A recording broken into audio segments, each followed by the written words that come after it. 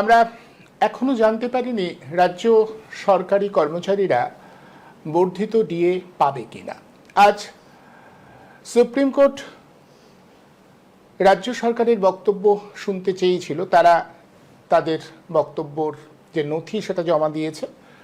আরও 7 দিন এর পরে এই বিষয়টার উপরে সরকারি কর্মচারীদের পক্ষে যারা আইনজীবী তারা সময় পেয়েছেন গোটা বিষয়টা সুপ্রিম কোর্টকে জানাবার জন্য। আমরা যেটা বুঝতে পারছি যে মামলার শুনানি পর্ব শেষ হয়ে গেছে, কিন্তু এখনো রায়দান বাকি আছে, রায়দানটা এখনো হয়নি।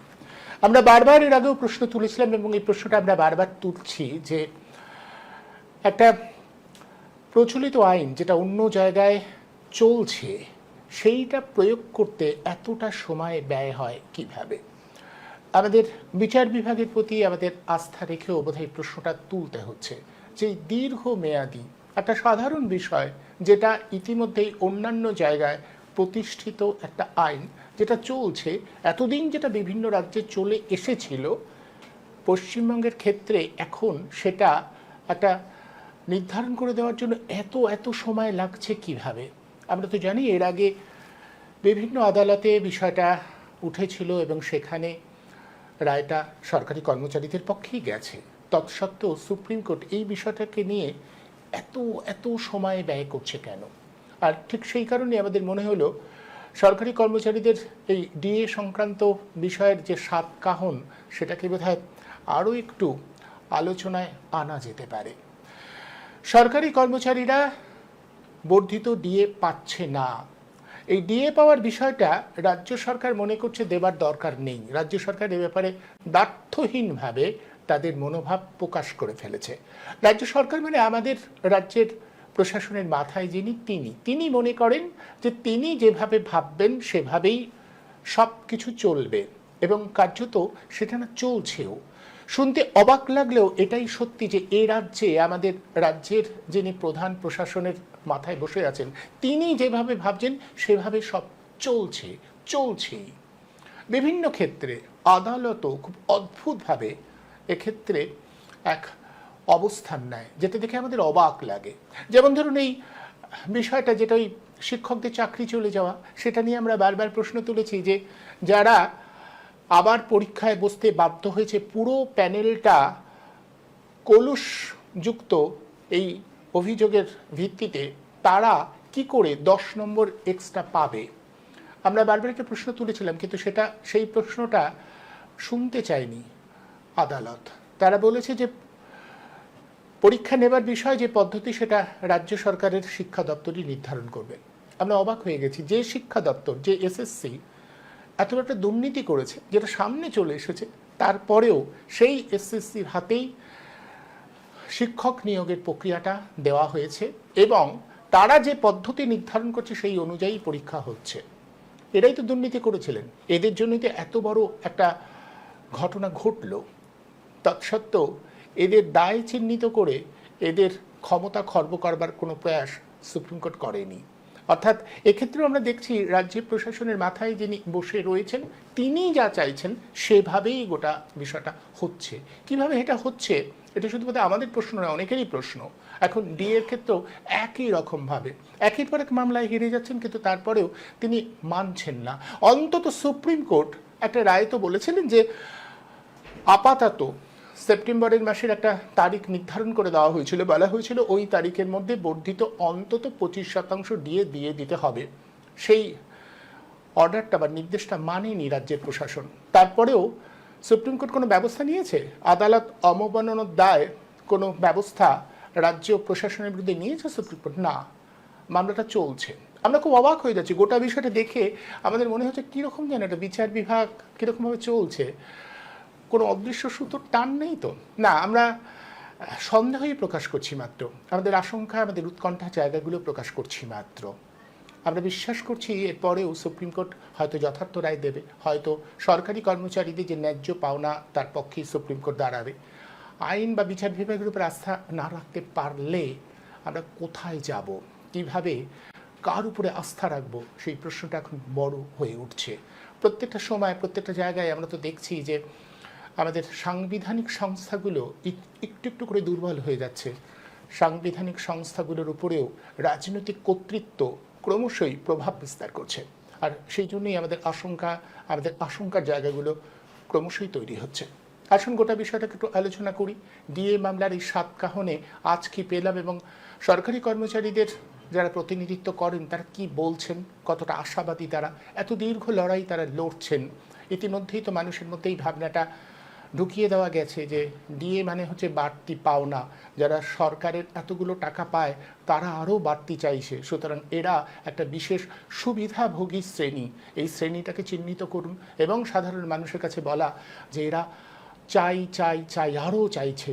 ফলে সাধারণ মানুষ এই বিষয়টা নিয়ে যে খুব বিষয় নিয়ে ভাবছে এমনটা নয়, বরং সাধারণ মানুষের মধ্যে একটা ব্যবধান, সাধারণ মানুষের মধ্যে এই বিষয়টা ঢুকিয়ে দেওয়া হয়েছে যে ডিএটা বাড়তি পাওনা। যেখানে অসংখ্য মানুষের সরকারি চাকরি নেই, যারা কোনো ক্রমে জীবনযাপন করে, তাদের কথা না ভেবে এরা শুধু নিজেদের কথা ভাবছে। অথচ আমাদের বোধহয় এটাও ভাবতে হবে ডিএ পেলে অনেক কর্মীরাই অন্তত তাদের দিন গুজরানটার সুবিধা হয়, ডিএটা প্রয়োজনের সাথে সংশ্লিষ্ট, এই বিষয়টা ভুলিয়ে দেওয়া হচ্ছে। আসুন গোটা বিষয়টা আমরা আলোচনায় রাখি। আজ আলোচনার জন্য আমার সঙ্গে রয়েছেন যৌথ সংগ্রাম কমিটির অর্জুন সেনগুপ্ত এবং কনফেডারেশনের যারা অন্যতম মামলার অংশীদার সেই মলয় মুখোপাধ্যায়। আপনাদের দুজনকেই আজকের এই অনুষ্ঠানে আমি স্বাগত জানাচ্ছি। আমি অর্জুনবাবুর কাছে প্রথম আসি। অর্জুনবাবু, আপনার কাছে আমার জিজ্ঞাস্য প্রথমেই যে কোথায় এসে দাঁড়ালো, কি ভাবছেন আপনারা? দীর্ঘ সময় চলে যাচ্ছে, মানে আপনি এই ডিএ মামলা যে 7 কাহন সেটা নিয়ে এখনও আপনারা কতটা আশাবাদী? আপনি অবশ্যই এর আগেও আমার আলোচনায় এসে বলেছিলেন যে আপনারা মনে করেন আপনাদের জায়গা থেকে যে একই সাথে আইনি লড়াই যেমন লড়তে হবে, তেমনি ডিএ দিতে বাধ্য করবার জন্য রাস্তার লড়াইটাও খুব জরুরি। আপনারা তো লড়াইতে আছেন। হ্যাঁ, দেখুন, সাধারণভাবে আদালতের উপরে, বিচারকদের উপরে আমরা আস্থা রাখতে বাধ্য। তবে এই ডিএ মামলার সঙ্গে কিছু জটিলতা জড়িয়ে রয়েছে। প্রথম কথা হচ্ছে যে আমাদের যে সরকার, সে কেন্দ্রের বলুন রাজ্যের বলুন, যেভাবে সরকারটা চলছে, এই শাসক দলগুলো সাধারণভাবে তারা গণতন্ত্রের পক্ষের দল নয়। মানে আমরা গণতন্ত্র হিসাবে ভারতবর্ষে যা দেখেছি 47 পরবর্তী পর্যায়ে ভারতের স্বাধীনতা প্রাপ্তির পর থেকে, এই বর্তমান যে শাসক দলগুলো রয়েছে তারা গণতন্ত্রের পক্ষের দল নয়। সেই গণতন্ত্রের পক্ষেরও দল তারা নয়।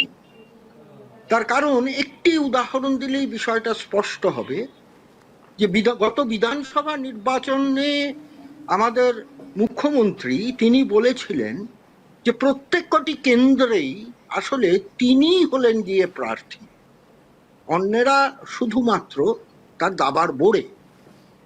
অর্থাৎ যে সর্বময় কর্তৃ তার নিজের দলের গণতন্ত্রকেই এই চোখে দেখেন যে তিনিই একমাত্র, তিনিই সব, আর অন্যরা শুধুমাত্র নাম কাওয়াস্তে, তিনি যখন তার কর্মচারীদের ক্ষেত্রে বা তার সরকার পরিচালনার ক্ষেত্রে যে নীতি নিয়ে চলেন অবশ্যই গণতান্ত্রিক হতে পারে না। আর যারা গণতন্ত্রের পক্ষের মানুষ নয়, তারা গণতন্ত্রের যে স্তম্ভগুলো রয়েছে সেই স্তম্ভের রায় কতটা মানবে আমাদের সন্দেহ আছে। তবে একথা সঠিক, সরকারি পক্ষের যে আইনজীবীরা রয়েছেন, তারা খুবই ভালো, তারা সওয়াল করেছেন, তারা যে যুক্তি, তারা যে তথ্য তুলে ধরেছেন আদালতের সামনে, তাকে খণ্ডন করা খুবই শক্ত। কিন্তু তবুও আমাদের একটা আশঙ্কা থেকেই যাচ্ছে। দেখুন, এই যে বছরের পর বছর ধরে মামলাটা চলছে, প্রায় 10 বছর অতিক্রান্ত হলো, কেন? আপনিও আপনার বক্তব্যে বললেন যে এতই একটা সোজা ব্যাপার, সোজা সাপটা ব্যাপার, যেটা সাধারণ বুদ্ধিতেই বোঝা যায় যে একজন কর্মচারীর মায়না যখন মূল্যবৃদ্ধির সাপেক্ষে কমে যাচ্ছে, তার ক্ষতিপূরণ হচ্ছে গিয়ে মহার্ঘ ভাতা। মহার্ঘ ভাতা পাওয়া মানে বাড়তি কিছু পাওয়া নয়, তার মাইনেটুকুই পাওয়া। তো এত একটা সোজা সাপটা ব্যাপার, সেটি ভারতবর্ষের এই বিচার ব্যবস্থা তার পক্ষে রায় দিতে এত বিলম্ব করছে কেন? আসলে এর ভেতরে, যেটা প্রথমেই বললাম, কিছু জটিলতা আছে। দেখুন, মূল্যবৃদ্ধির ক্ষতিপূরণ মহার্ঘ ভাতা যদি লিগালি এনফোর্সেবল রাইট হয়, বা যেটাকে আইনগত অধিকার বলা হচ্ছে, সেটা যদি হয়, তাহলে সেটা কিন্তু শুধুমাত্র সরকারি কর্মচারীদের ক্ষেত্রেই প্রযোজ্য হবে না। গোটা ভারতবর্ষের সরকারি বেসরকারি নির্বিশেষে যত বেতনভুক শ্রমিক কর্মচারী আছে, প্রত্যেকের ক্ষেত্রেই সেটি প্রযোজ্য। তার কারণ প্রত্যেক বেতনভুক শ্রমিক কর্মচারীরই সরকারি কর্মচারীদের মতোই মূল্যবৃদ্ধির সাপেক্ষে বেতনের অবক্ষয় ঘটছে, এবং সেই বেতনের অবক্ষয়ের ক্ষতিপূরণ দেওয়া মালিক বা নিয়োগকর্তার ক্ষেত্রে বাধ্যতামূলক থাকে। এবং এইটি ধরুন, যদি আদালত এই সোজাসাপটা রায়টা দিয়ে দেয়, এখানেই কিন্তু শেষ হবে না।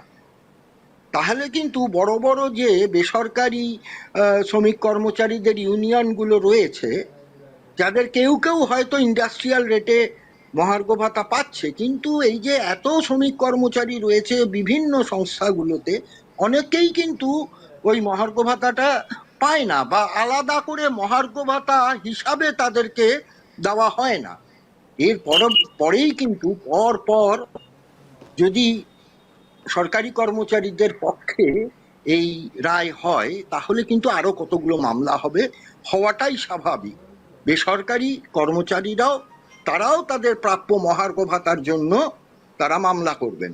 দ্বিতীয় আরো একটি বিষয় রয়েছে, কেন্দ্র সরকার বলুন বা অন্যান্য রাজ্যের সরকারি বলুন, যারা মহার্ঘ ভাতা দিচ্ছে, যদিও আজকে সরকার পক্ষ থেকে যে সাবমিশন করা হয়েছে, সেখানে বলা হয়েছে 10টি রাজ্য এআইসিপিআই অনুযায়ী মহার্ঘ ভাতা দেয় না। আসলে এই ব্যাপারটাও একেবারেই পুরোটা সত্যি নয়। অনেকগুলি রাজ্যই তারা নিজেদের কনজিউমার প্রাইস ইন্ডেক্স তৈরি করেছে, এবং সেটি এআইসিপিআই এর থেকে কিছু কিছু ক্ষেত্রে বেশিও বটে। প্রশ্নটা হলো অন্য, এই যে অন্য সরকারগুলো, অন্য রাজ্য সরকার বা কেন্দ্র সরকার, তারা যে মহার্ঘ ভাতাটা দিচ্ছে, তারা যে কর্মচারীর প্রতি দরদের থেকে দিচ্ছে তা নয়। দুটো কারণ। এক হচ্ছে গিয়ে যে তারা তাদের কোষাগারে অতটা হয়তো 9-6 হয় না পশ্চিমবঙ্গে যত হয়।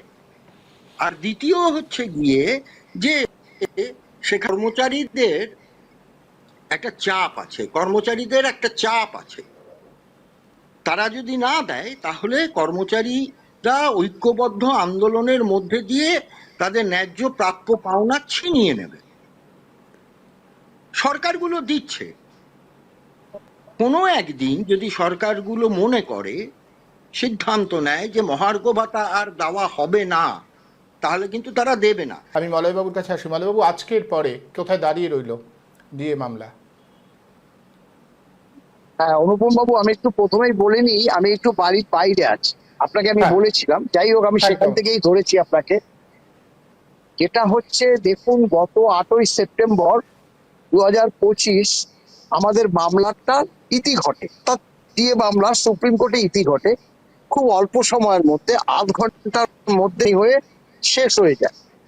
আমাদের ডিএ মামলা তো বহুদিন ধরে সুপ্রিম পেন্ডিং অবস্থায় ছিল বলতে গেলে, কারণ দুটো বেঞ্চ মামলার বিন্দু বিসর্গ শোনেন, কিন্তু পরবর্তী থার্ড বেঞ্চ মাননীয় সঞ্জয় কারোল এবং প্রশান্ত কুমার মিশ্র মহাশয়ের বেঞ্চ আমাদের এই ডিএ মামলাটা ম্যারাথন শুনানি শুনে শেষ করেছে, এবং ওই দিনই বলেছে সরকারকে যে আপনাদের যদি কিছু বলার থাকে তাহলে রিটেন সাবমিশন 2 সপ্তাহের মধ্যে দেবেন, এবং সেই কপি আপনি রেসপন্ডেন্টদের দেবেন। সেই পরিপ্রেক্ষিতে তারা আবার 7 দিনের মধ্যে রিপোর্টটা দেবে। এই বার্তা দিয়েই আমরা সুপ্রিম কোর্ট ছেড়েছিলাম, এবং আজ 22শে সেপ্টেম্বর সরকার পক্ষের যে 2 সপ্তাহ শেষ হলো এবং আমরা লক্ষ্য করলাম, হ্যাঁ তারা আজকে সাবমিশন দিয়েছে। এখন সাবমিশনে আমরা 104 পাতার সাবমিশন সবটা পড়ে ওঠাও সম্ভব হয়নি। তারা যেটা বলেছে যে 12টা রাজ্য কেন্দ্রীয় হারে দিয়ে দিচ্ছে না। দেখুন, 12টা রাজ্য কেন্দ্রীয় হারে দিয়ে দিচ্ছে না, এর মধ্যে যেমন একটা রাজ্য আছে 53%, ছত্তিশগড়। তাহলে সেটা তো তার মানে 53 মানে আর 2% যোগ করলে বর্তমান যে সেন্ট্রাল গভর্নমেন্ট দিয়ে সেরকম 53 আছে, তারপরে 43 আছে, হ্যাঁ 49 আছে, 39 আছে, অর্থাৎ 2, 3, 4 কিস্তি মহার্ঘ বাকি ছিল, যেটা কিন্তু আমাদের বিগত বাম আমলেও ঠিক এইভাবে মহার্ঘ ভাতাটা বাকি থাকতো। অর্থাৎ নির্দিষ্ট সময় মতো না পেলেও 2-1 কিস্তি বাকি থাকলে সেটা কিন্তু আমাদের যে অর্থনৈতিক প্রভাব পড়লেও সেটা মারাত্মক কিছু নয়। কিন্তু পরবর্তীকালে এই তৃণমূল সরকার আসলে মহার্ঘ ভাতার যে বকেয়া, সেই বকেয়াটা এমনই বঞ্চনায় পরিণত হয়েছিল, যার জন্যই আমরা কিন্তু মামলা করতে গেল, মামলায় যেতে হয়েছে। এবং সেক্ষেত্রে একদম আমরা এখন প্রায় 100% নিশ্চিত, সে কথাটা বলাটা আদালতকে অবমাননা করা। আমরা সেদিন অর্থাৎ 8 তারিখ মাননীয় জাজদ্বয়ের যে বডি ল্যাঙ্গুয়েজ আমরা দেখেছি, আমরা এটা মনে করি যে এই যে সাবমিশন গুলো শেষ হয়ে গেলে আগামী 29 তারিখে আমাদের সাবমিশনের ডেট শেষ হয়ে যাবে। আমরা আগামী শুক্রবার দিন আমরা সেন্ট্রাল মানে আমরা ওই সুপ্রিম কোর্টে পিটিশনটা জমা দেব। তারপরে আমরা মনে করছি 2 সপ্তাহ হোক 3 সপ্তাহ হোক, তার মধ্যে অর্থাৎ কালী পুজো পরবর্তী যে আপনার দিওয়ালি আছে, দিওয়ালি পরবর্তী রায়টা আমরা প্রকাশ পাবে এবং রায় কিন্তু সরকারি কর্মচারীদের পক্ষেই যাবে। এখন ঘটনাটা হলো যে হ্যাঁ, অর্জুন বাবু যেমন বললো যে এই মামলা শেষ হবে না, আরো এক এক করে কিন্তু মামলায় অ্যাডেড হবে না, অ্যাডেড হওয়ার কিন্তু আর জায়গা নেই। দেখুন, একটা মামলাকে দেখে পরবর্তী যারা মানে এই সুবিধা পেতে চায় আবার তাদেরকে আবার মামলা করতে হবে অর্ডারটার বিনিময়ে। আমাদের ডিএ শুরু হয়ে গেলে সেই অর্ডারের পরিপ্রেক্ষিতে যদি কেউ কোনো মামলা দায়ের করতে চায়, সেই পরিপ্রেক্ষিতে নিশ্চয়ই করতে পারে। আমরা তো বলেছি, অনেকেই বলেছে, আন্ডারটেকিং যারা আছে তারা আমাদের কাছে জিজ্ঞাসা করছে যে আমরাও কি পাবো দাদা। আমরা বলেছি দেখুন, আমরা রোপা নিয়ে মামলা করেছি, সেক্ষেত্রে যদি রোপার নিয়ম মেনে আপনাদের বেতন ভাতা দিয়ে হয়ে থাকে এবং পেনশন পেয়ে থাকে, তাহলে কিন্তু আপনারা এন্টাইটেড। যদি সেক্ষেত্রে রাজ্য সরকার না দেয়, তাহলে কিন্তু ওই যে অর্ডারটার পরিপ্রেক্ষিতে তারা আবার মামলায় গেলে আমাদের বিকাশবাবু, মাননীয় আইনজীবী বিকাশবাবু বলেছে তাদের ওই প্রশ্নটা উঠেছিল যে শিক্ষক সমাজ কি পাবে। প্রথম দিকে শিক্ষক সমাজ তো ভাবতে পারেনি যে তারা পাবে, কিন্তু এখন তারা শিওর হয়েছে, কারণ সরকারই বলেছে যে এই শিক্ষক সমাজ মানে তাদেরকে বেতন দিতে সব থেকে বেশি ব্যয় হয়, এই কথা সরকার পরিষ্কার বলে দিয়েছে। তা সেক্ষেত্রে আগে প্রশ্ন উঠেছিল শিক্ষক সমাজ কি দিয়ে পাবে, তখন কিন্তু বিকাশবাবু বলেছিল অবশ্যই পাবে, যদি এই সরকার নাও দিতে পারে, চেষ্টা করতে পারে টাকা বাঁচাবার, তাহলে তোমাদের যে অর্ডারটা বেরোবে সেই অর্ডারের পরিপ্রেক্ষিতে শিক্ষক সমাজও কিন্তু পাবে, এই কথা। অর্থাৎ মামলাটা কিন্তু যে রায়টা, দেখুন হ্যাঁ সত্যি কথা বলছে কি, আমরা হচ্ছে সেক্রেটারিয়েট স্টাফ, সচিবালয়ের কর্মচারী, এবং আমাদের যে সংগঠন সেটা কিন্তু এই যে রাজ্য সরকারি কর্মচারী তাদেরকে নিয়ে, তাতে সচিবালয় আছে, ডাইরেক্টরেট আছে এবং রিজিওনাল স্তরের কর্মচারী সমাজ আছে। আমরা তো শিক্ষক সংগঠন করতে পারি না, আমরা তো আর্নিং যে কর্মচারী তাদের সংগঠন করতে পারি না, আমরা খোদ রাজ্য সরকারি কর্মচারীদের সংগঠন এবং মূল মামলাকারী আমরা। অত সেই ভিত্তিতেই কিন্তু ট্রাইব্যুনালে আমাদের যেতে হয়েছে। ট্রাইব্যুনালে তারাই যেতে পারে যারা খোদ রাজ্য সরকারি কর্মচারী, সেখানে শিক্ষক সমাজ যেতে পারে না, আন্ডারটেকিং যেতে পারে না, এদেরকে কিন্তু সরাসরি হাইকোর্টে যেতে পারে। এখন সেক্ষেত্রে এই ডিএ মামলা রায়টা আমাদের দেখতে হবে যে রায়টাকে কাদের কাদের সুবিধা দিয়েছে, এবং এই all India consumer price index অনুসারে আমাদের দিয়ে, কিন্তু রাজ্য সরকার কেবল বিভ্রান্ত করতে চাইছে সরকার মানে সুপ্রিম কোর্টকে কেন্দ্রীয় হারে না। আমরা কিন্তু একবারের জন্য কেন্দ্রীয় হার কথাটা বলিনি, আমরা বলেছি যে all India consumer price index, এটা হচ্ছে শ্রম দপ্তরের, কেন্দ্রীয় শ্রম দপ্তরের মানে সম্পৃক্ত একটি স্বশাসিত সংস্থা। দেখুন, সারা দেশে যে জিনিসপত্রের দাম বৃদ্ধি হয় তাকে গড় করে যে পার্সেন্টেজটা হয় সেটা কেন্দ্রীয় সরকার প্রথমে গ্রহণ করে বছরে 2 কিস্তি দিয়ে তাদের কর্মচারীদের দেয়, এবং সেটা ফলো করে অন্যান্য রাজ্য সরকার, এমনকি আমাদের রাজ্য সরকারও কিন্তু সেটা ফলো করে, এখনো ফলো করে।